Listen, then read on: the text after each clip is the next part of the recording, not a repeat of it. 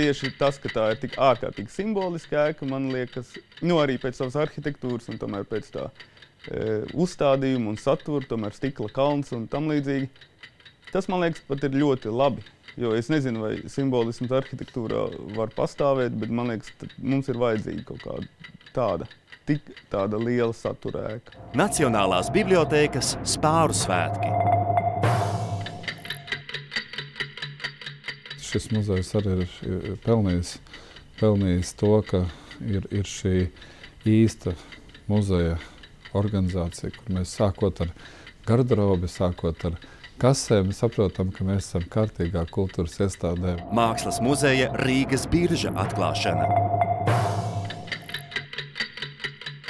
Vāgnera pasaule, man liekas, ir ļoti ietilpīga. Uzvest Vāgneru, tās ir lielas iespējas, bet tas ir arī milzīgs izaicinājums, jo vienmēr ir ļoti jāskatās, lai nepārdozētu savu laikmetu, lai atstātu vietu pašam Vāgneram.